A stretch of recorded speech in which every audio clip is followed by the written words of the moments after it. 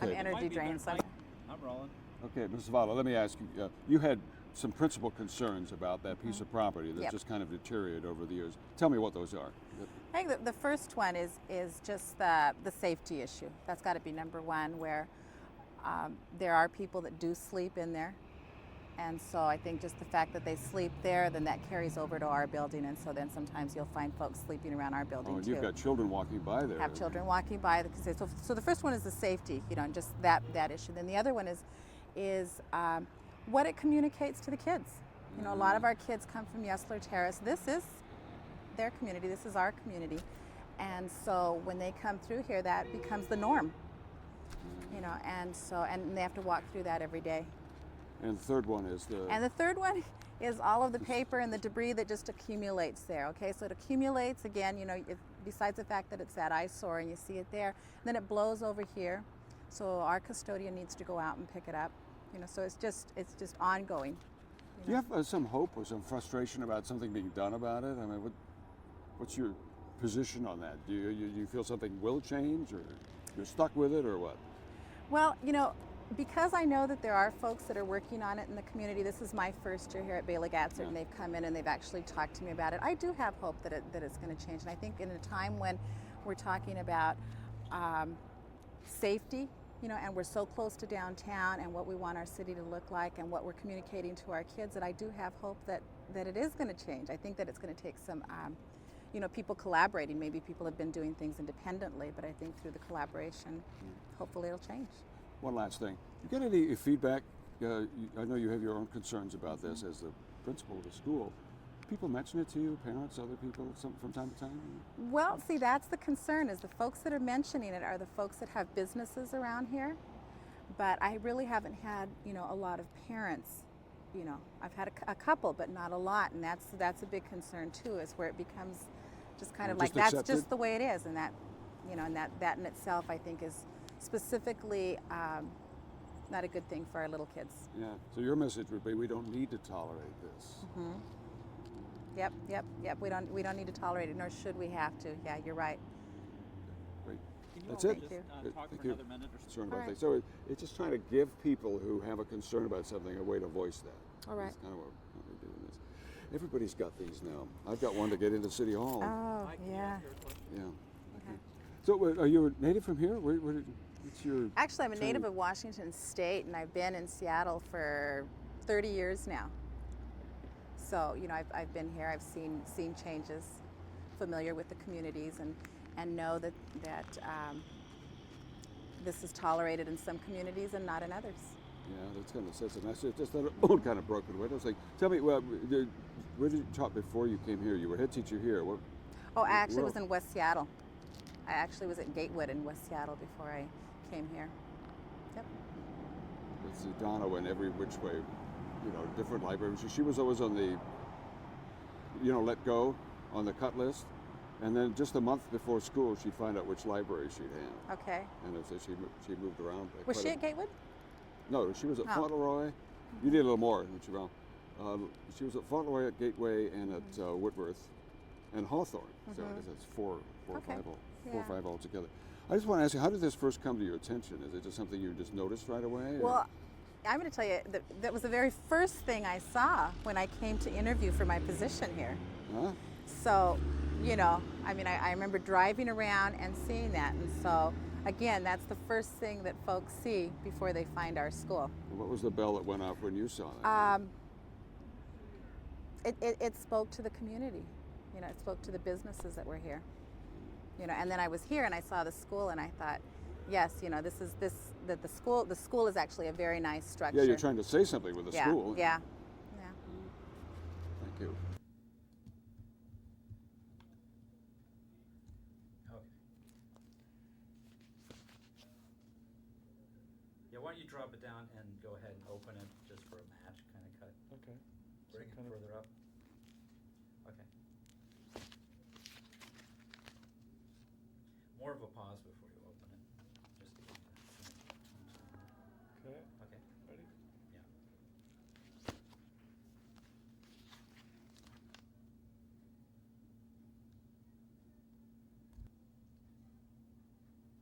Okay, so go ahead and open it and then turn that page, the whole thing.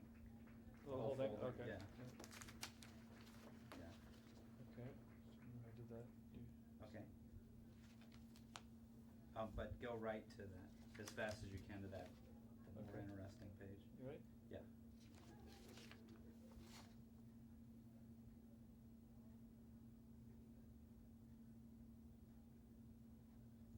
We're gonna have to do it this way, so I'm ready when you are. So We'll it's do the that same thing? Yeah. Okay, This is better anyway. see if I can get it without hitting you. Okay, Okay. ready? Yeah.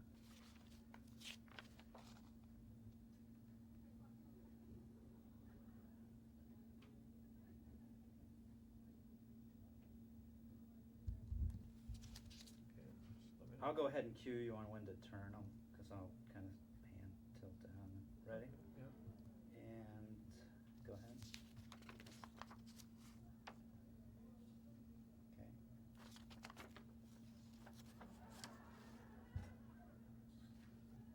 Okay. Okay.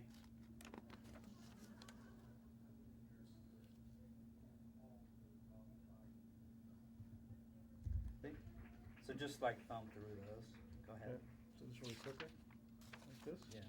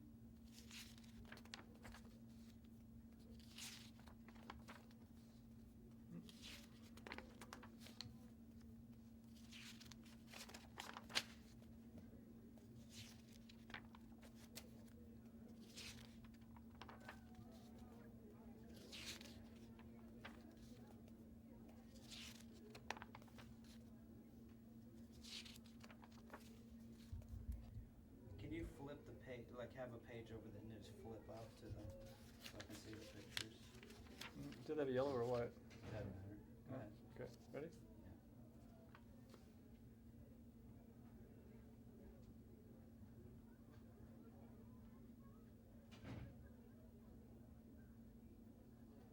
Okay, flip to some more pictures. Oh. Whatever you want. Yeah. Okay. Okay. Okay. Okay.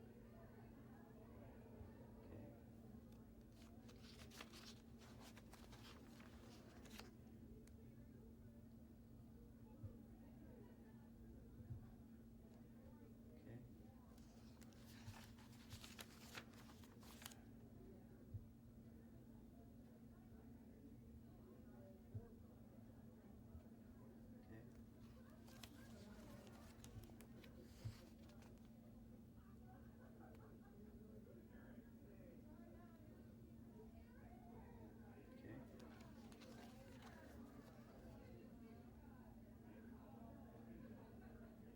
Okay.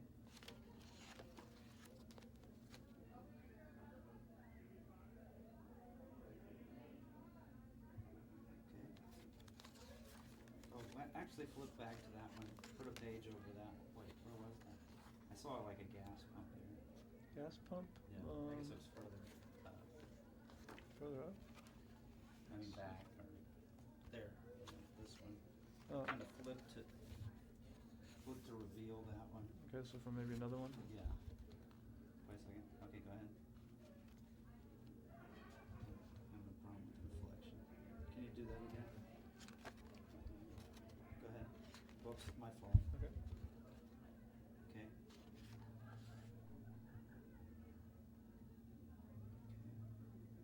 Go ahead. Flip again? More. God, it's a major party going on. Let's see.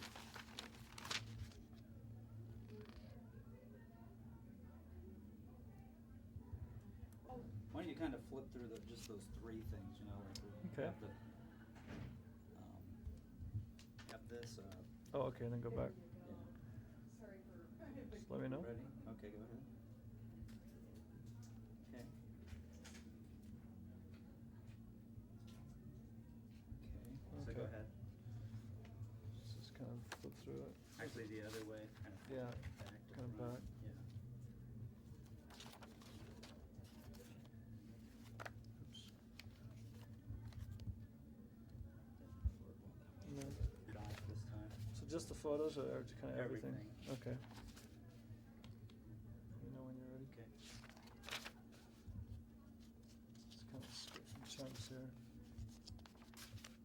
Just like all duplicate letters.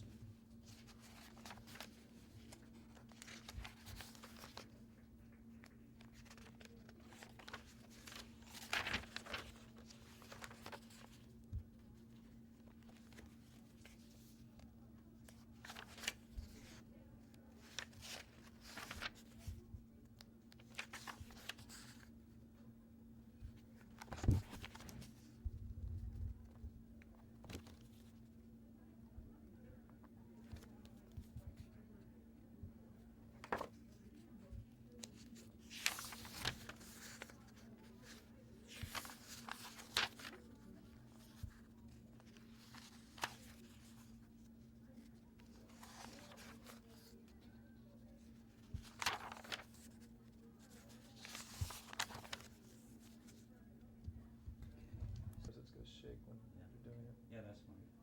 I'm just kind of panning around. But Okay. So, you want me to flip it to the next one?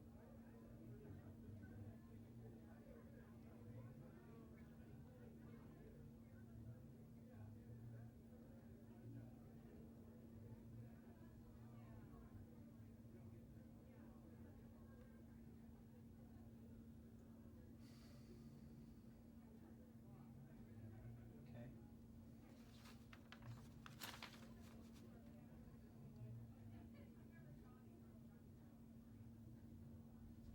Let's go back to that. I think I'm just gonna pan around, but I'm just gonna do it hand towel. Okay. So,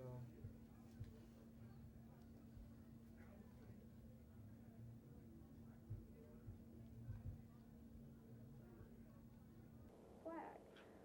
Or this is always fun to play with. Can be wrapped up with yarn and tied in different ways. Just play. I mean, I'm not gonna say what you have to do with it. Just suggestions. But I have scissors and. Okay, and just keep in the back of your head that maybe this will give you some ideas about how to interpret your sculpture and movement, like whether it's a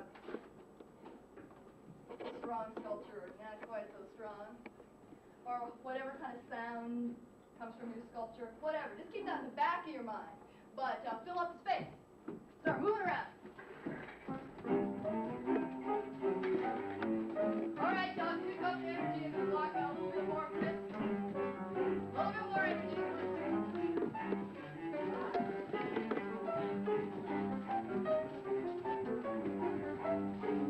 All right, fill up the space. Don't leave any big holes. Keep the eyes in the back of your head all alive. You know, ready? Anybody? You're churning up the space.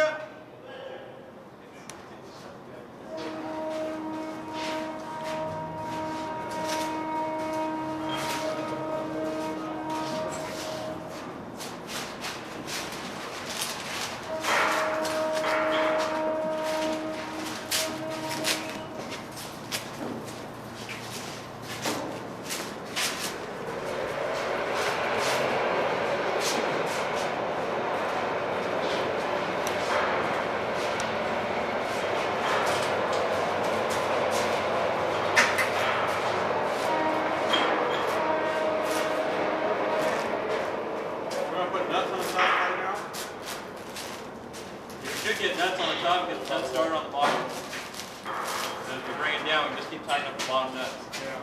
Thank you. Burn it in.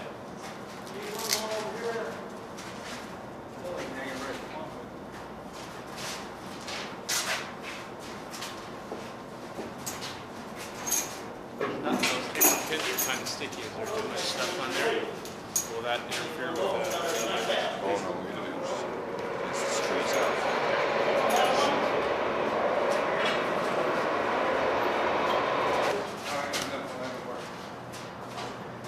What about that connection to the washer?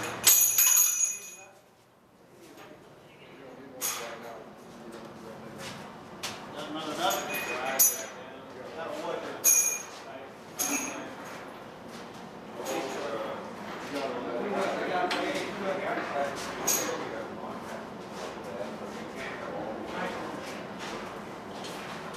Hangs a little better this time. Oh, we're still hurt. Right here.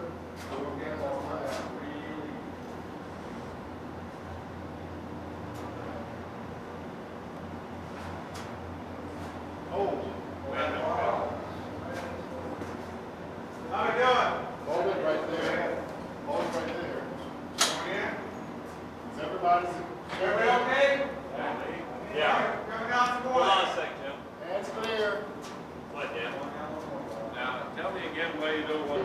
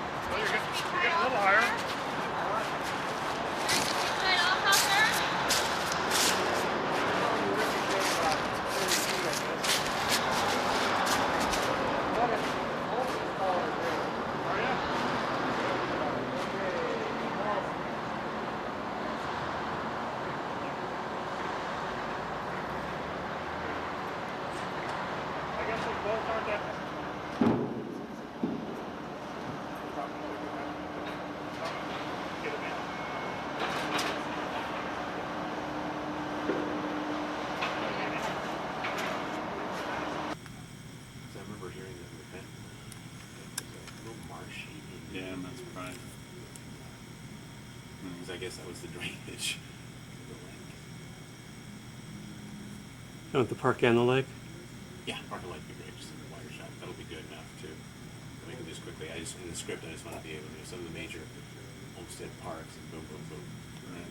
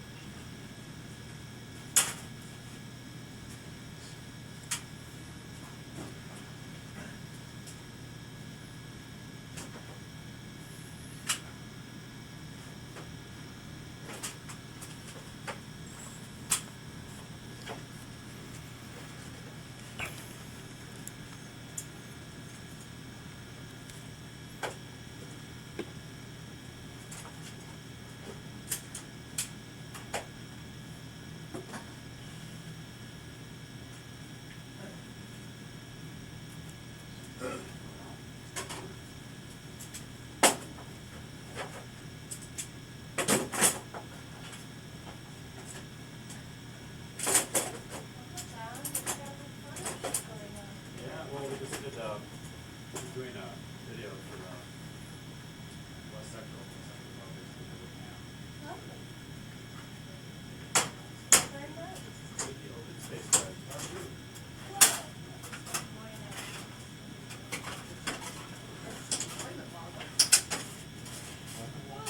Oh, trees.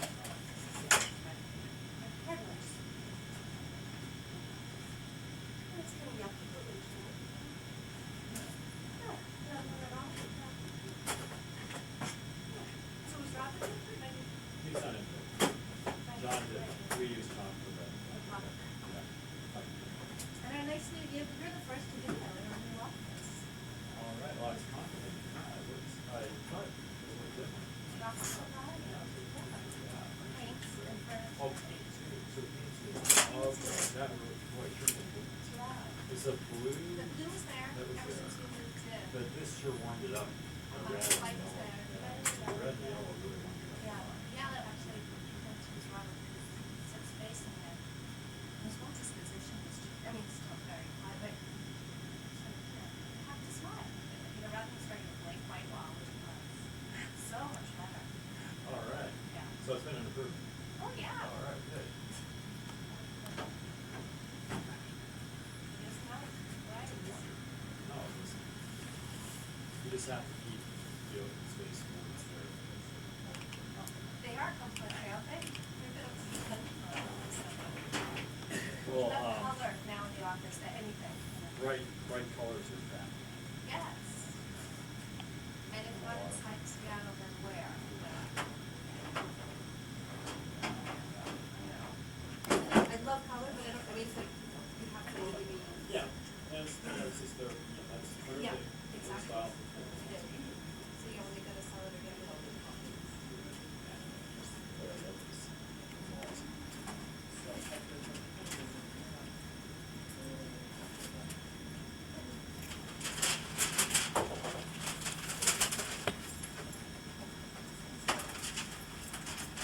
So you have plans for the weekend, Lane?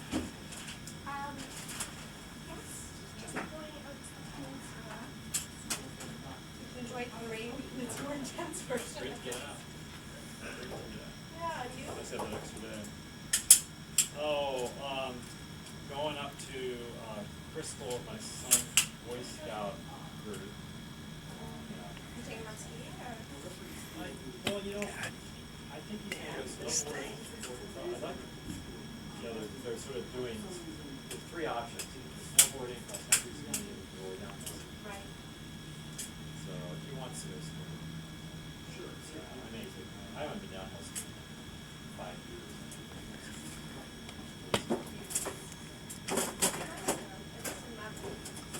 It was nice to have them on, it's a surprise one, you know? Yeah, no, I wish, and I have to, actually, I'm going to California. Oh, you are? Oh, that's nice. Well, Yeah, it Oh, is. you did It's a, some- it's, yeah, it's a family. Obligation. Oh. Yeah. So it's a busy. Supposed to calm down. This week, you know. Yeah, right. No, it's been just absolutely crazy since the second meeting. So. It's bloody clear. This getting through this. Rolling and we got speed. Pauline, last name. Zeestraten. Okay, so give me that, just in case the spelling of Pauline's a little different than usual. Why don't you give me both spelling of both names? Pauline, Pauline. Zeestraten, Z as in zebra, Eestraten.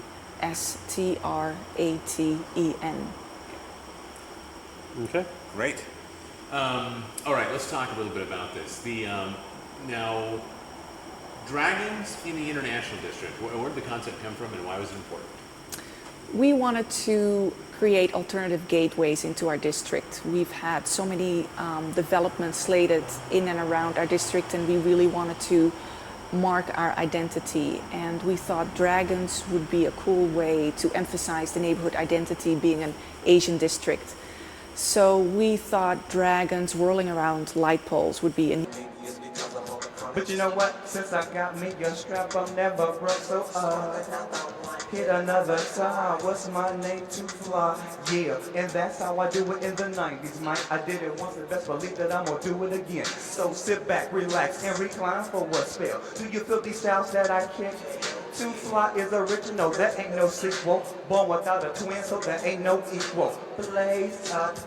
Yo, and when you step to the party, put your gauges up, cause yo, tell me, what's really going on? Now my tape is out and they won't leave me alone. Could it be because I'm coming up with loot? Maybe that's the reason why they wanna come swoop, but I'ma chill and tell them all where I'm coming from. We ain't the two and baby, I ain't the one. You can't fade those brothers in the HYP. To fly, hype mode, and Willie will be. Now let's ride. Yeah, and off those notes I'm out of here. Remember though, let's ride. Famous words from the two fly. You know, I'm just having fun, releasing my tapes, staying positive, trying to do something with my life. And I'm out. Peace.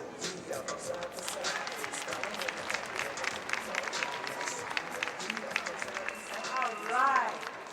Let's hear it again for Willie Will Be and Sir. All right.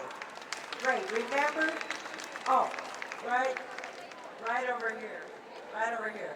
Get it in there. If you want their autographs, their portfolios, their bios, come right on over and talk to them. Okay? All right. We're here. We're ready for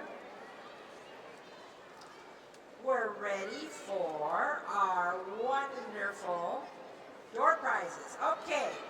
Certificate number 1. Brown bag lunch for 2 will be provided by Jane Nolan in her council office.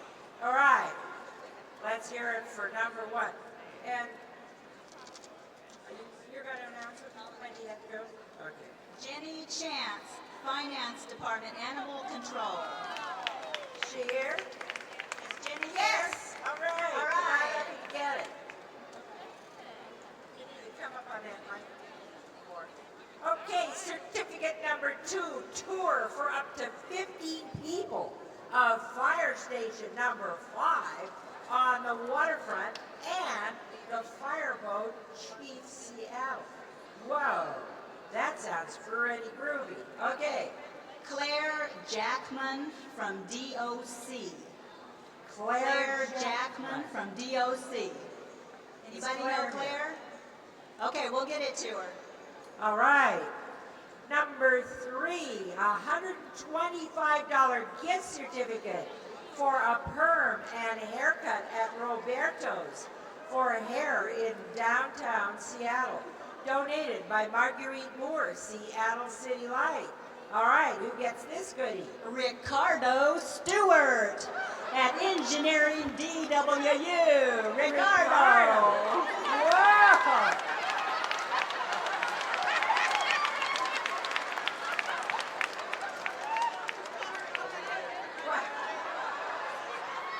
What are we getting? I want to see Ricardo after his permanent haircut. Really.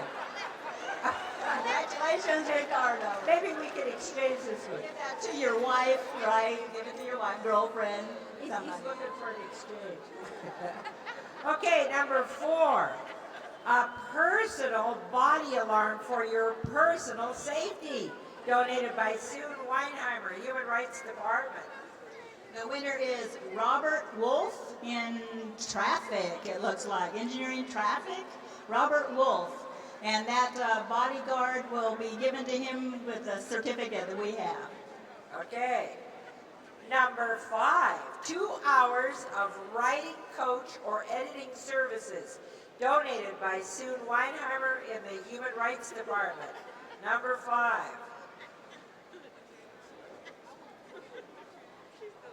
I don't know. Here, I'll do it. I'm easy. All right. Michelle Park. I did it. Michelle Park. Michelle Park from Parks. Is Michelle here? Come on up and get your goodie. All righty. Certificate for 2, this is to pull 2 names out.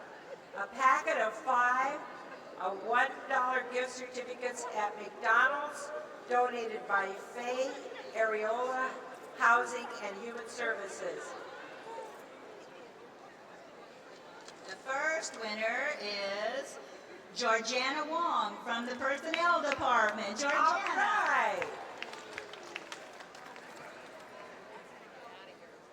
McDonald's, all right, that's right down the street, so I can tell we're going to have lunch on Georgiana. And second winner is Wendy Dahl from the library. Wendy Dahl. All right. Wendy, come on up and get your goodies. Okay. Number 7, an annual celebration poster from the Corporate Council for the Arts. Number 7. Should I do it? All right.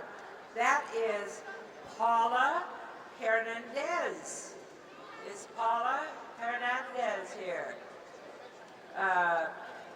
Engineering and drawing. I don't know. Engineering DWU. Engineering DWU. All All right. right. This is a special poster. They only gave me 2, so you're getting this Great. and take it over. Okay. Did you give them this? All right. And number 8, a tote bag from Earthshare of Washington. All right. This is Carolyn Jensen from English Traffic. Oh, Engineering and Traffic, would that be? ENG. I don't know your codes. Carolyn Jensen, Engineering and Traffic. Are you here? Come and get your great tote bag. Don't have to waste any more paper bags. She'll get it delivered to her. Okay? Does this go with it? Yeah. All right. Number 9, a collapsible day bag from the United Negro College Fund. Okay. Let's go for that one. She's good. You gave her the paper. Pull another one. All right. Hey, there it is. We end up with a composite growth rate, so of an overall growth rate for the general fund of something between 3.3, just roughly low 3s to high 3s in terms of annual growth rate. Again, assuming an inflation rate of 3%. So this implies that we're above inflation, but we're not way above inflation. The margin for error is small. And a couple of things, sort of general observations to follow that. One is that with property tax fixed in the way that it is, the overall revenues for the city are going to be more volatile than they have been in the past, more dependent on local economic activity.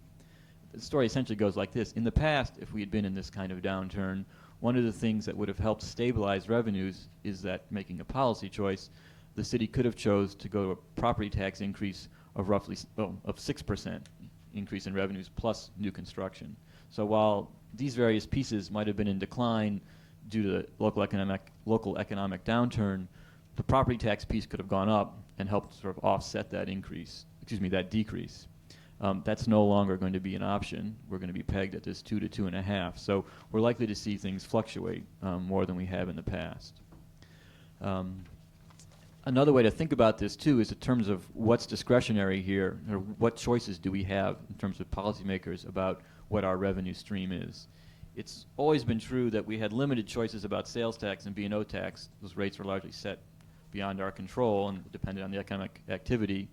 Utility taxes, again, we have limited control. The rates charged there are largely the maximums that are allowed by state. Other wasn't a big piece. Property tax used to be a key choice variable in terms of what rate we were going to set in terms of bringing in revenues. That was at the city's discretion, the council and the mayor's discretion.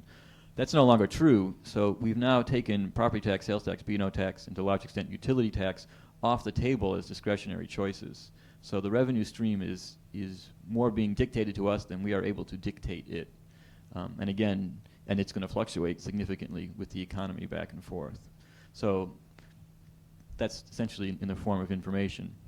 And again, overall looks like growth rate is ahead of inflation, but not radically so. And the other thing about this is that when we enter a downturn, we are likely to fall, potentially going to fall below inflation, or anyway, just very close to it, which means that economic downturns are a particularly tough time.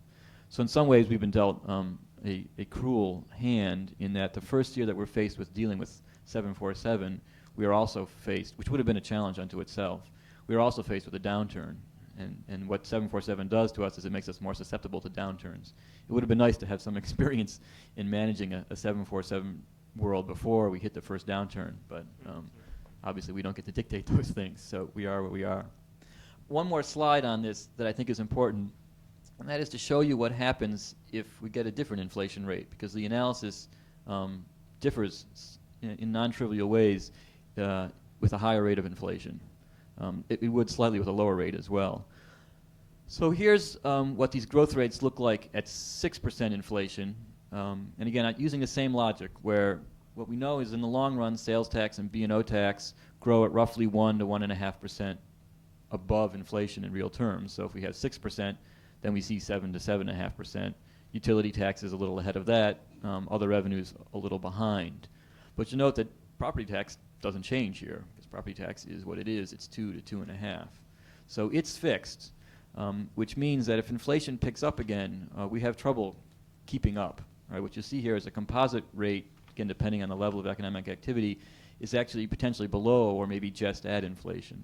So an inflationary world will cause us more troubles, because again, this piece, property tax, is fixed. It's fixed at sort of 2 to 2.5. With inflation running at 3, that's pretty close. We can essentially manage that. It creates some issues, but they're not as difficult as they would be if we were in a world like this. The good news on that is that we don't see a whole lot of inflation in the near term or even in the longer term. I think the panel this morning spoke briefly to that point, and I think it's a general consensus, and largely because it's become a very explicit policy at the federal level, particularly at the Federal Reserve, to keep inflation down. So we hopefully won't end up in this world, but it is important to recognize that the analysis differs depending on what background inflation is. And again, the key is in that the fact that property tax has been fixed in the way that it has.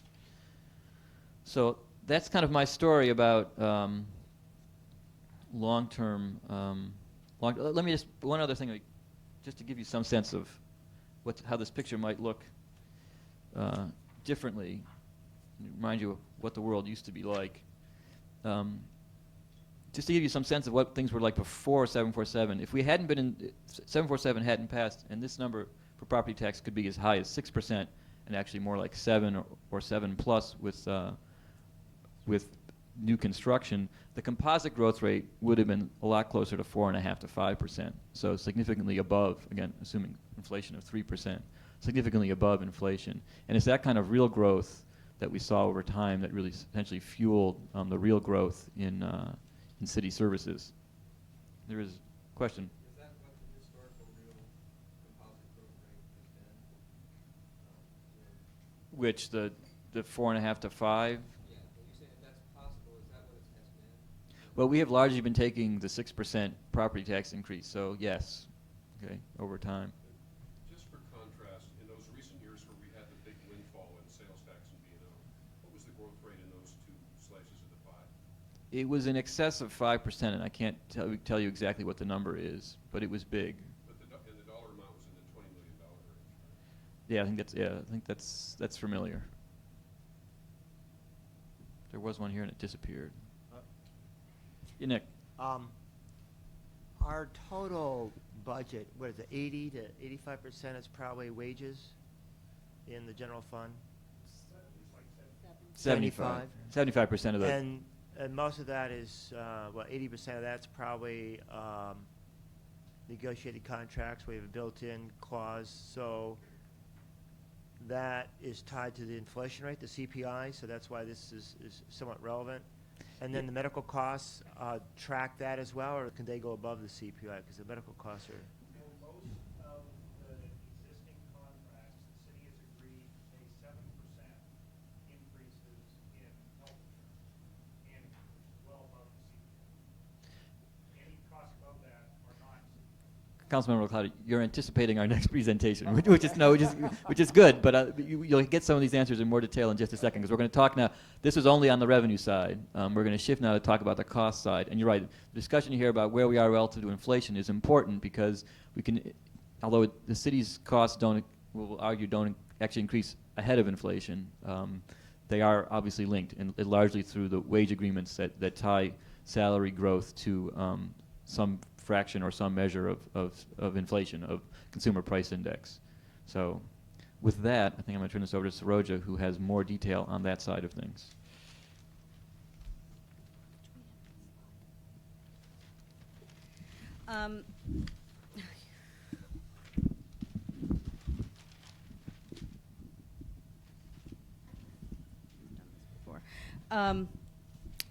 You have before you a chart which shows the general fund revenues and expenditures a look forward, and it goes for the period 2002 to 2007, and it's the general fund broken down in major categories or clusters as you would find them in the budget. Starting, and the first year is the 2002 adopted budget. What I wanted to do is very quickly go through the categories, not in a lot of detail, but just talk a little bit about them. And what I've tried to pull out are the areas where there are incremental costs that get added on that are not built into the base the year before. So in some areas you will see additional little lines, and in other areas you won't. So beginning with public safety, the current services are in the adopted budget $313.7 million, and they go up in this projection about a little over 3.5% a year. Jail costs are pulled out. This is the incremental cost of what we project for jail costs. These jail costs do not assume we're going to get a reduction because we're going to have people at Yakima instead of King County. This is a very conservative projection. So this line, with this incremental cost of $780,000 in 2003, the total cost is about $13.5 million in general fund for jails in 2003, and Ben can talk a little bit more about that. Yeah, just to clarify, this does assume that we work with Yakima. You still see an increase in overall jail costs because they are relatively healthy. Right. This is nothing that affects them. It's strictly a zoomatic, and they carry it. But if a human catches it, they're deathly sick. In fact, it's potential fatal. Really? Ooh, okay. I'd like to know what your impression of the existence of an SSP program is. Why is it important to you? What if you could say some statement that it's an important aspect that individual zoos take on and work together to really save the species? Okay, actually the SSPs are a very important project of the entire zoo association in North America. It's our commitment to conservation. It is where we are really getting down to the nuts and bolts of a program where we're looking at trying to conserve and save these animals. It used to be that zoos and aquariums were consumers of wildlife, and now with the establishment of SSP-type programs, not only strict SSPs, but some that are on the order of an SSP, that no longer are zoos and aquariums consumers of wildlife, but conservers of wildlife. Excellent. Boy, that was a How much time do you put in a typical week or month or year? You can cut it up however you want, but how much time do you put in working on the SSP? Okay, well, on my SSP, my particular one, because it is one of the larger SSPs in number of animals, and it's a developing SSP, requires a lot more work than a mature SSP. Although it has been in existence for 8 years, it is still a developing one, mainly because of some of the problems we are developing with space and stuff like this. So I would say I put in from 20 to 30 hours a week on this right now. I mean, between this and the stud book, compiling it.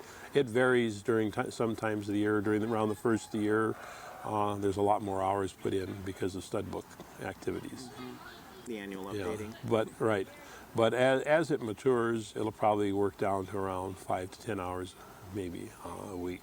Can you average. restate that in one short sentence where you say, basically, right now I'm spending X hours per week working on the Lion-Tail Macaque SSP? Yeah, okay. As the Lion-Tail Macaque SSP is a developing SSP, it's taken a lot more work than one that's a mature SSP. And so I would say it runs probably between 20 to 30 hours a week. What I want is a sentence with I in it. Okay. I want the personal pronoun. Okay, as the Lion-Tail Macaque SSP is a developing SSP rather than a mature one, I spend approximately 20 to sometimes 30 hours a week on this. I'd like to get the consumer conserver sentence again because I think it's really a wonderful analogy. Very key point. And a little bit shorter, but I wanted to do a camera move on it, which is what I want to do. Okay. So, and be sure and talk to Gary. So it's Yeah. the same thing about Yeah, the right. value of SSP. Yeah. Okay, you ready? Okay, in the past, aquariums and zoos were consumers of wildlife, but with the existence of SSP and SSP type programs, no longer are we consumers, but we're conservers of wildlife. Okay. Yep. I think we decided early on not to use the term stud book or stud book keeper and try to define that, but just talk about the concept. So can you, without using the term stud book keeper, describe what your work as the stud book keeper is? You know, basically you keep the records on the genetics of all, blah, blah, blah, something like that. Yeah, okay. Excuse me. Well, I maintain records of all lion-tail macaques that have ever been in captivity that we know of, including their parents, how many offspring they have had, where they have been, a complete genealogy of them. Excellent. That's really well. Yeah. You're so good.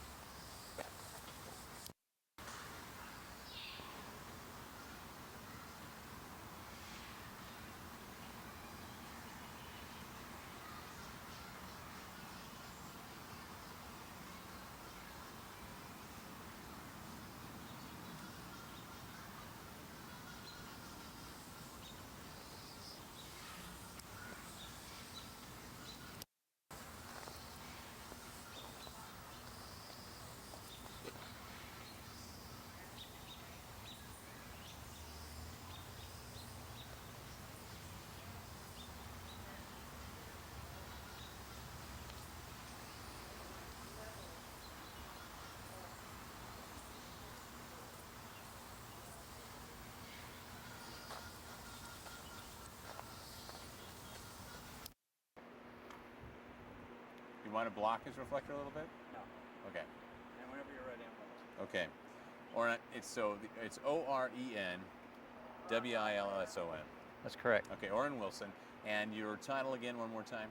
Is Generation Supervisor. Your supervisor. What does a generation supervisor do up here at Ross Dam? Well, I'm in charge of supervising a crew of about 14 people. We generate electricity.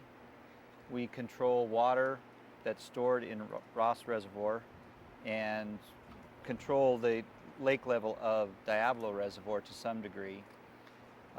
We operate a tour system until this year. Yeah, we're not going to get into that because this is actually a replacement for that. So we're not going to get into too much of the tour stuff. Okay. And when it comes back, this video will go away. So, I mean, the day-to-day stuff. I mean, what kinds of things is this crew of 14 people doing up here? Okay. We're primarily doing your day-to-day routine maintenance and operations. We get here about 8 o'clock in the morning, check out the plant, make sure all the equipment is operating normally. We have daily checks that we're required to do by regulation and from practical operating. What kind of things are you checking?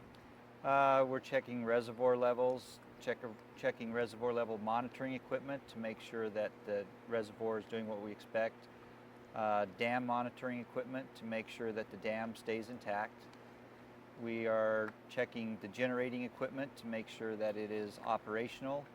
It's generating the loads that are required. It's available to start on demand. Only takes a few minutes to get one up and running, but when they call for them, they want them. So we check to make sure that they are ready to go.